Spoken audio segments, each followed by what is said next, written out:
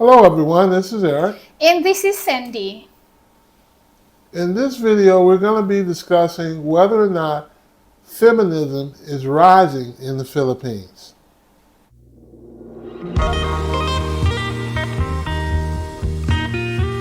Are there complaints about equal pay and equal access to jobs? The answer is no. Well, here in the Philippines, everyone is equal. It actually depends on the education you have. If you have a doctorate, that's good. You have higher pay.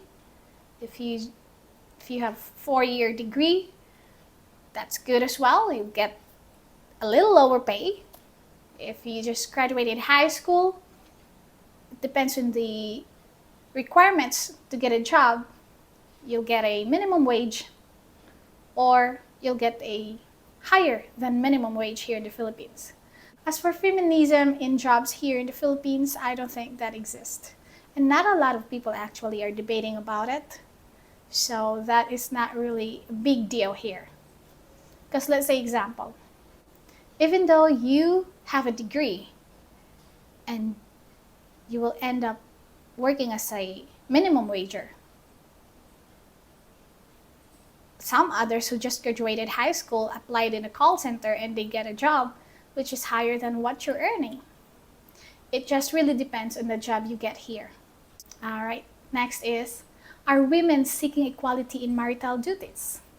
Well, with that topic, there are some people who are talking about this certain thing, the marital duties.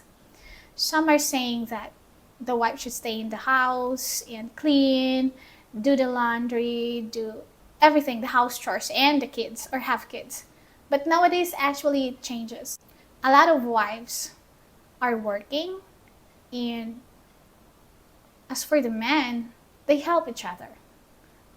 As for my circle of friends, well, all of them are actually working or they have businesses of their own, but they still have like equality. I would say there are some people who are old school that they don't let their wife go to work, and them as a guy themselves, they don't want to do anything at home as well, like do the choices. It's their choice, but for the feminism in that category, I don't think so. Well, as far as the people around me that I know of. Well, from what I've seen and observed over the time that I've been here, like she says, there are just a range of behaviors in which couples are adhering to around here. There's some couples where the guy stays home and he actually takes care of the kids. I don't know if that's temporarily while he's looking for a job or something. And then the wife is going out to work. I've also seen households where they share the household duties equally. And then I've seen some other ones where foreigners, for example, will allow the woman not to work, or he doesn't want his wife to work, and so she handles most of the household goods, household activities, and he does the rest. Yeah. Well, I have seen a lot of women as well talking online saying that, oh, I want a man that will be an old school. Like, just let me stay in the house. I don't have to work, go out to work. Some of them are begging for it. Number 3, are there any gynocentric tendencies in the Philippines?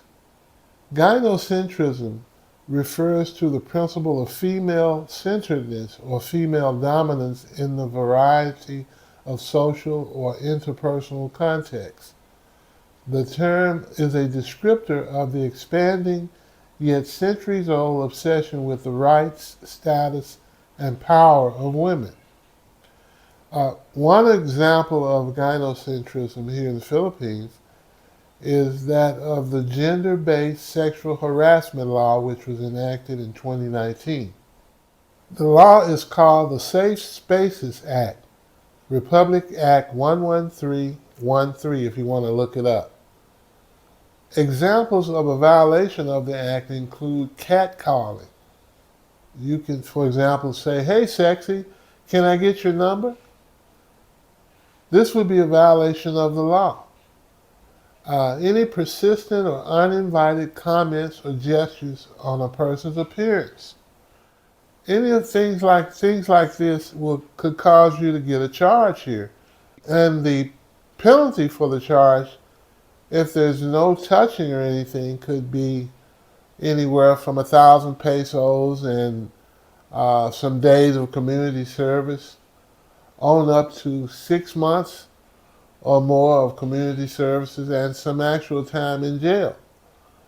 And those penalties will increase if there's touching involved. Any touching on the breasts, buttocks, any unwanted touching like that will increase the penalties and the fines for each violation. So with that type of act in the background, it curtails men from approaching women in a certain way. True. It penalizes a man for approaching women like they used to in the old days. So this is something that is definitely lending itself towards feminism in the Philippines. All right, number 4, there's a proposed law to introduce divorce into the Philippines. As you may or may not know, currently there is no divorce here in the Philippines. One can get an annulment, but not typically a divorce. There is a proposed law that would be limited to having a compelling cause for divorce, and that means it would not be a no-fault divorce situation like it is in the States, but yet it would be having divorce on the books here for the citizens. Mm-hmm. So that could be something that could be tending to have more feminist tendencies here in the Philippines. Most of the things that are going on here in the Philippines are like copycat in the States, mostly. But I don't know, maybe soon or maybe in the next 10, 20 years, that will be approved. We're not so sure. But most of the things that are going on here, I was saying earlier that it is like a copycat, especially in law, the Republic Acts and whatnot. Is there a feeling of women not wanting to rely on a man for substances? Well, the answer for me is no. As I've mentioned earlier, a lot of women that I saw online saying that I want a man who can provide for me. I want to marry someone who's gonna be, I can rely on. Like, who else don't want, right? Of course, that is still going on. Well, as an example, like, I didn't know this girl. She's from work. And she was talking to me like, I have this boyfriend, blah, blah, blah. And she was like saying, I hope he's gonna take me to the US, we're gonna earn more there and whatnot. I was like, if that boyfriend of yours wanted to stay here in the Philippines, that means he want to settle down and not to go back to his home country or something. So that means you're gonna be staying here. Well, somewhat she says, yes, as long as he provides for me. In conclusion, feminism is progressing here in the Philippines.